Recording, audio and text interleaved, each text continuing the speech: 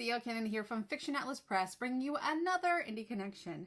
And today, I would like to tell you about some indie books that you might love if you're a fan of Wicked As You Wish by Ren Chapeko. The first book I have for you is called Winterglass by Benjamin Sridyankau. The city-state Sirapirat once knew only warmth and monsoon.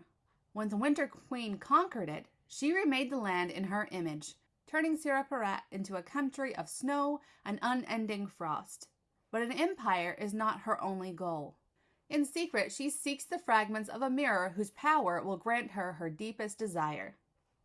At her right hand is General Lusad, who bears a mirror shard in his heart.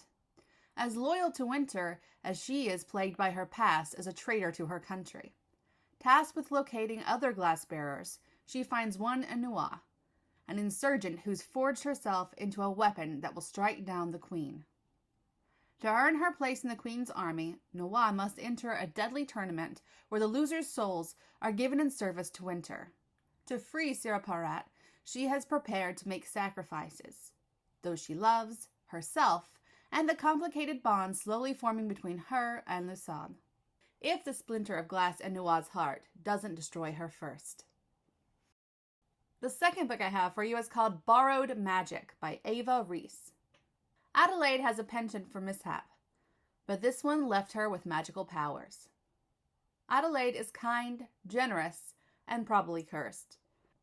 After several failed betrothals and a history of being too near disaster, her father banishes her to the distant village of Cabbage. At 18, Adelaide is looking at spending the rest of her days in castle ruins with a grumpy old wizard. But her life gets upended again when an accident leaves her endowed with magical powers. The problem is she has no idea how to use them, and no one is willing to teach her except a ghost who only appears in her dreams. Adelaide wants to prevent marauders from destroying Cabbage and find happiness for herself, the wizard, and her new pet griffin. But trouble is never far behind, and Adelaide must use her magic carefully before she loses everything again.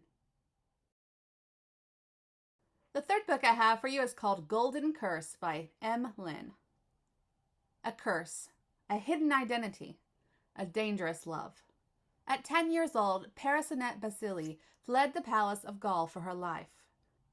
Now at 18, she must find a way to return in order to obey a curse on her family line. The prince won't know who she is, not anymore, but she knows him and what he will do if he discovers her true name.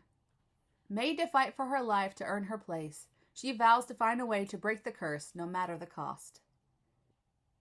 To the death.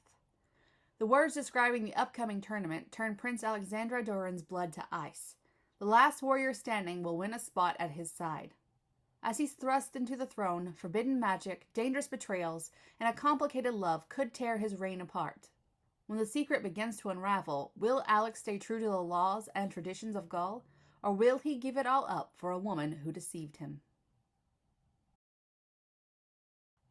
And the last book I have for you is called Fog and Mist by Kelsey Engen. An usurper queen or a stolen throne. A princess imprisoned, enslaved, and believed dead by her people. A foreign prince searching for his sister. Each entangled in a curse that threatens all of the 7 kingdoms. Crown Princess Winterberry's stepmother will do anything to prevent her ascension, even if it means assassinating her. And on the eve of the princess's 21st birthday, Queen Blanche arrests Winterberry under false claims of treason. Although a long-standing prophecy proclaims death to anyone who kills a Canaan's royal, Blanche is determined to find a way. Step 1 goes off without a hitch. Auction off the true heir as an incognito slave and send her halfway across Canaan's with Blanche's most trusted huntsman. But on the other side of the 7 kingdoms, an enemy prince gambles his throne and his life crossing into Canaan's after his kidnapped sister. The farther he travels, the more entangled he becomes in Canaan's curse, the slavery underworld, and Princess Winterberry herself. Soon, even he doesn't realize how much more is at stake. Okay, that's all for me this week. I'll see you next week on the Indie Connection. Bye!